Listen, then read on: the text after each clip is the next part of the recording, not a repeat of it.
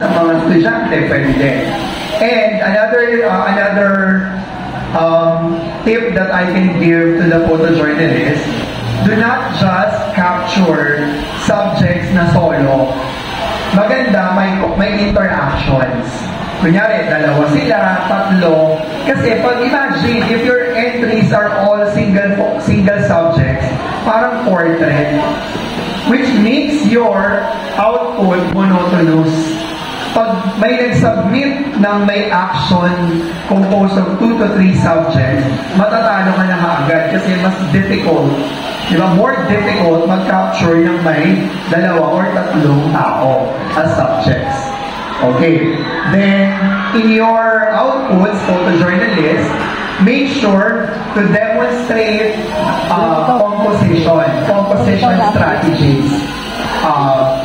Make sure that you present rule of thirds. Dapat may naka-rule of thirds. Framing. Merong lines, may texture, may pattern. Kahit tao ang subject nyo, pwede pa rin magkaroon ng texture, ng lines, ng pattern, symmetry. You consider the background and the foreground. Doon mo siya lalagyan ng leading lines. Correct. So, kunyari, sa side ba, yan, mga bintana, di ba? Pwede yan. Or yung arrangement of desks or chairs can add value to your photos. So, photojournalist, dapat marunong kayo mag-value adding. You add value to your photos through the use of right techniques to compose your photos. Sa writing kasi, they compose the lead, the body, the conclusion. Sa photojournalism, you compose the elements. Tapos pag nag-rule of thirds kayo, ito pa yung since 2017 yata or 18 na-judge ako sa RSPC ng Baraga. Ang napapansin ko, so meron tayong pa-review, di ba? May advantage na kayo kasi ano yung hinahanap ng mga nag-judge? Pag nag-rule of thirds, kunyari, ang napansin ko, mga advisors, pag magpo-post din kayo, yung rule of thirds ng mga bata, ay, shock pa. Ibutihan ko ang slide. Yung rule of thirds, diba ganito kasi yung rule of... Kunyari ako, may nagsusulat, i-eye level ko lang ganyan, diba? So yung close up, pwede naman minsan, mag-bird's eye view ka, itaas mo ng konti. Ang kagandahan dun, pag medyo tinaas mo ng konti, lalo na kung cartoonist yung pinipicturean mo, makikita yung drawing. Diba? So, dapat marunong kayo dumiskarte na wag lang isang shot ang gagawin mo sa subject para marami kang pagpipilian. Yun kasi yung error ng ibang mga photojournalist. Pag nakatake na sila, hanap na agad ng iba. Ang gagawin nyo, dapat, you try to explore. Shot, iba-ibang angle. Kasi ang target, mapakapili ka ng pinakamaganda. Wag lang isang shot. So, ito yung mga techniques na napansin ko, bakit yung iba natatalo? Wala mapagpilian, nagsasubmit ng blurred. Ibig sabihin, kasi pag nagsubmit niya ng blurred na photo, sa RSPC niya, 5 photos, isa blurred. Wala ka ng chance mag-first.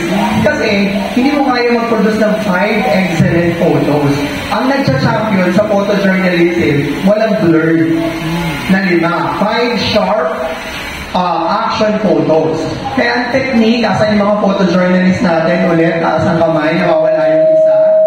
Ayun. Pag may action, huwag lang isa. Diba? Eye level muna. Try mo ng eye level. Ngayon, kung nasa sahig naman yan, kunyari nag-welding, nasa baba, syempre hindi ka naman makakapag-work sa eye view kasi sagad na yung foreground, di ba? So, pwede mo, ang choices mo na lang, eye level, tsaka bird's eye view. Yung bird's eye view, nasa taas yung shot galing. Pag bird's eye view galing sa baba, ang effect ng bird's eye view, nagmumukhang giant yung subject mo, di ba? Nagkakaroon ka ng illusion. Yun, dapat in-explore nyo yung mga ganong possibility. Para hindi siya opinionated, narrative and descriptive.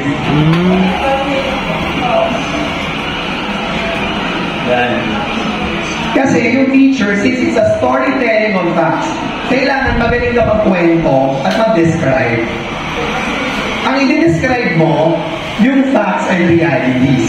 Nandun pa rin yung who, what, where, yung 5 Ws.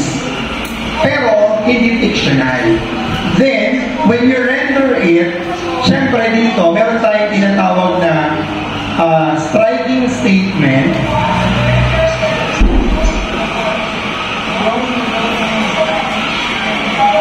Meron tayong narrative lead or anecdote.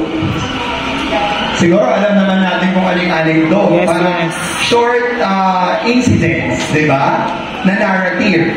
Kaya, ang anecdote ay narrative.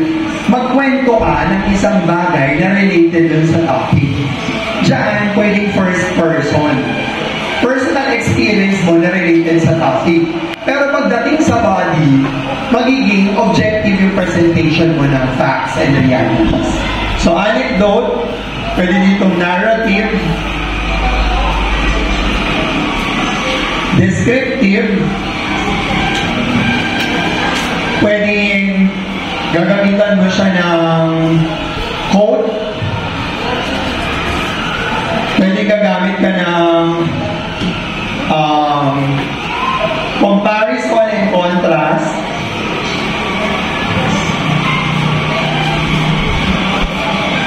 yan, or analogy. Yung topic, i-compare mo sa isang bagay and it becomes your parang metaphor or symbol. Okay. Then, yung facts and realities, nandito yung 5 W's and 1 H.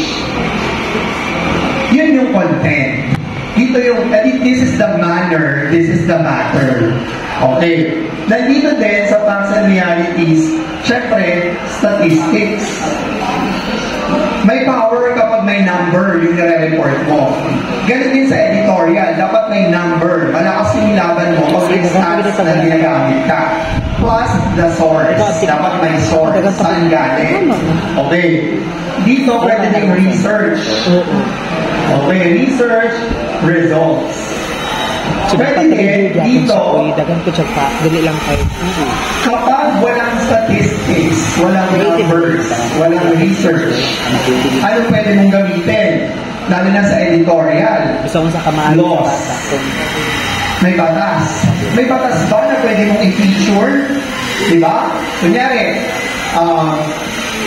editorial, pagandaan nyo ito, baka mamaya. Yung nangyari sa Chocolate Hills. Di ba naging resort na yung Chocolate Hills? Grabe. Walang patawad. Pakasunod yung West Texas. Naganda rin ng mga ano, di ba? May resort na sa...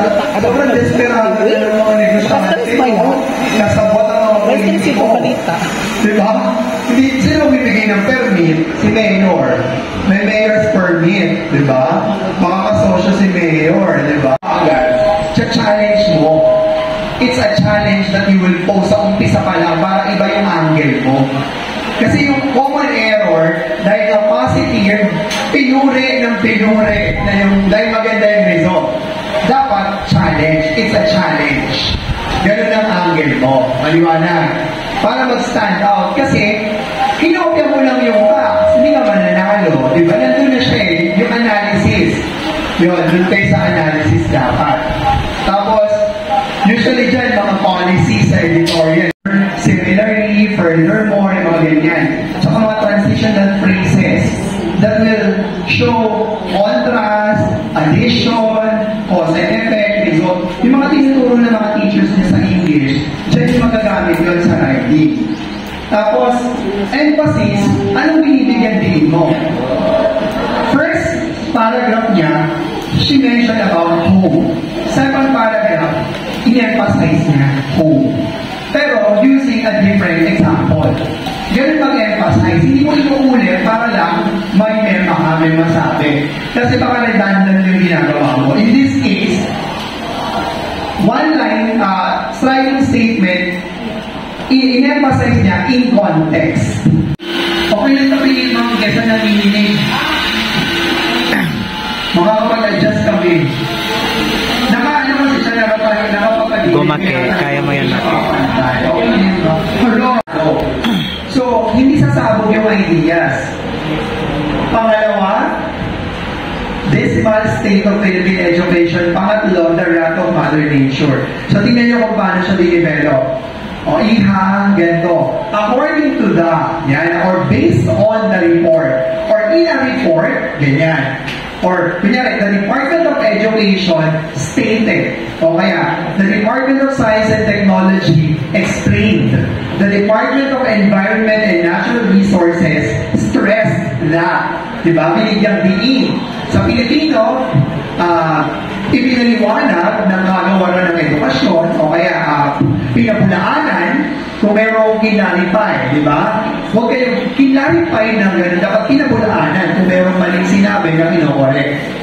Sa Pilipino, nagsisimula sa pang-abay at sa pandiwa ang sentence para powerful. Verb dapat. Sa English, subject, verb, object. Sa Pilipino, verb ang muna. Iwasan yung I. Humihina ang pagsasalaysay kapag ka may I. Ngayon, sa paglalarawan at saka pag-define, doon ginagamit yung may I.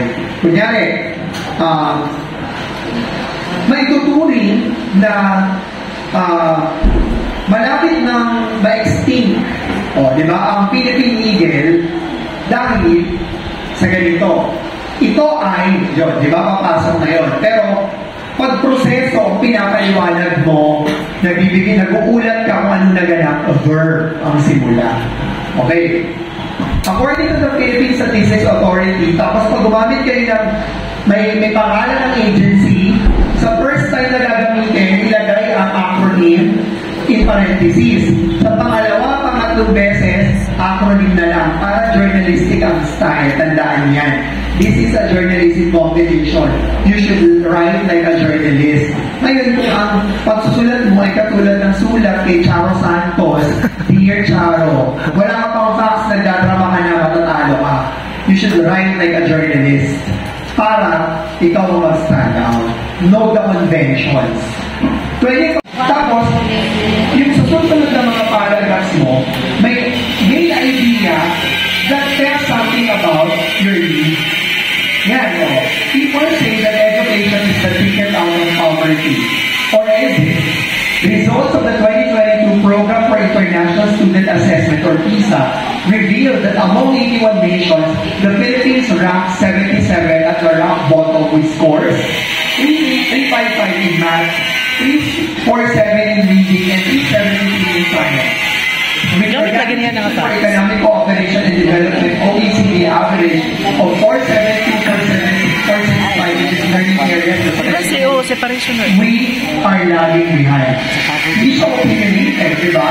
I am just reporting through narration and description of facts and reality. Next, according to the Department of Education, Filipino learners are 5 to 6 years behind their learning competency. Napatunayan ko na yung pangalawang reason why the Filipino vote is sinking, di ba?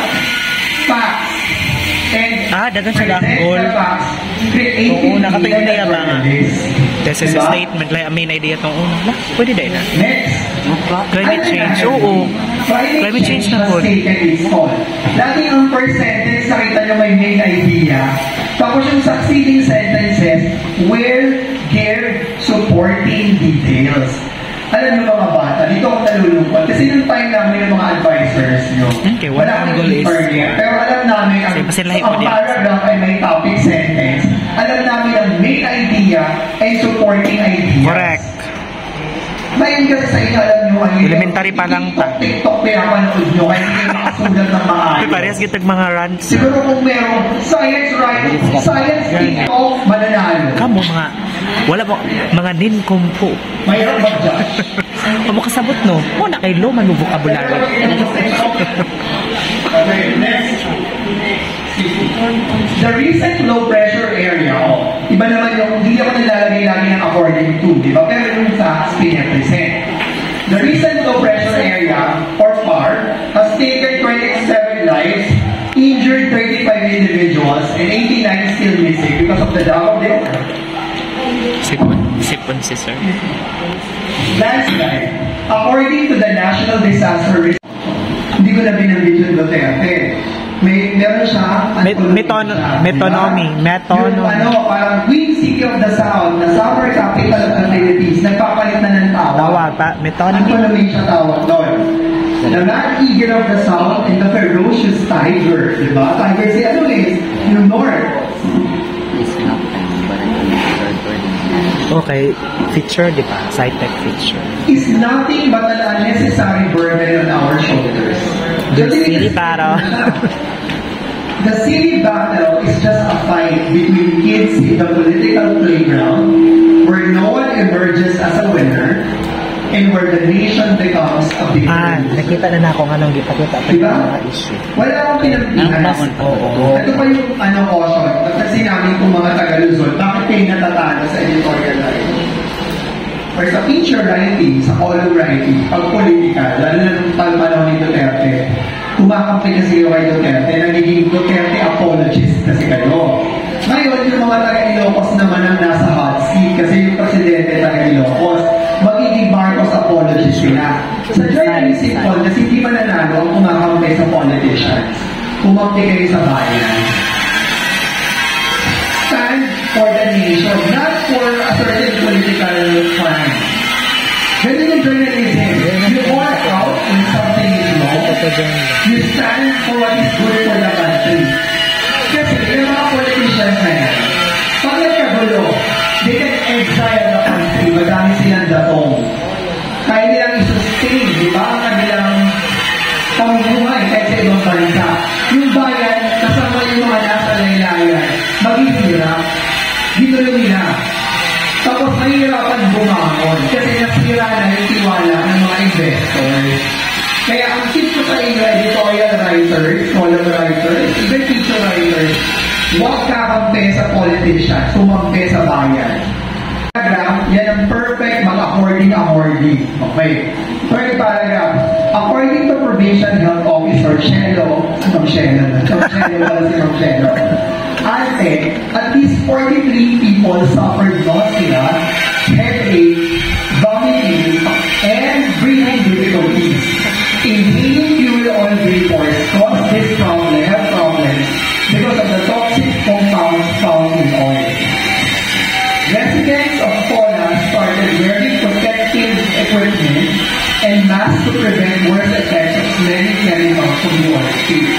The local government also imposed fishing and swimming ban in the area because skin contact may result in blisters and itchiness. Kung alam ko lang yung specific chemicals, ilalagay ko para science na science talaga. Pero hindi ko alam kung ano yung nandun sa oil. Para maging ano talaga. Kaya lang, baka maging nerd. Kaya ginawa kong simple, mas naiintindihan kasi we have to limanize the content. Next, sa tingin ng mga bata ay advisors, ang paragraph, maikli, huwag matakot. Kaya saan naman bumaka, lagyan mo na lang ng transition signal. The oil spill also affected the supply of seafood. It disrupted the livelihood of fish sellers in the public market. And the workers who struggle to get by. Jennifer Cruz, the mayor of Pola, told CNN Philippines that in the span of 9 days, the oil spill is getting worse. To prevent the spread of oil spill, the Philippine Coast Guard or PCG used floating oil spill. Ang mayor bakigamay. Ano yung floating oil spill? Mag-correct man di. A positive, you have to define it. Temporary floating barrier used to contain an oil spill. So nilagyan siya ng pangharang. Di ba kasi lumulutang yung oil spill? Lagyan mo ng harang. Huwag sa ilalim kasi nasa ibabaw ang lahi. Para hindi kumalat, makukontain mo lang siya sa limited place. The PCG, along with the residents, collected 92 sacks of oil debris by using absorbent pads to wipe seed from rocks along the shore of Barangay Buhay at Tubig. So may numbers na. Ginagamitan ng statistics din, di ba? Sa second part yung mga statistics. Kasi nag-focus sa impact on health. Next, President Ferdinand Marcos Jr. hoped that the government can contain the oil spill and that the oil spill cleanup will take less than 4 months. I doubt kung natapos siya ng 4 months. Hindi nga rin na-broadcast.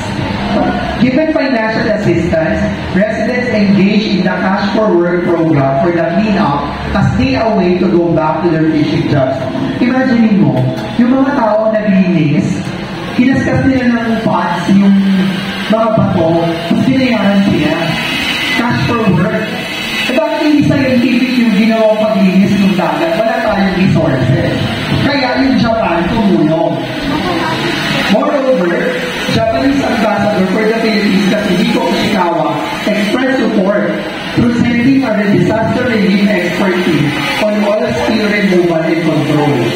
He said that Japan is with the Philippines in these trying times. So, di ba? Hindi lang agency ang source of information.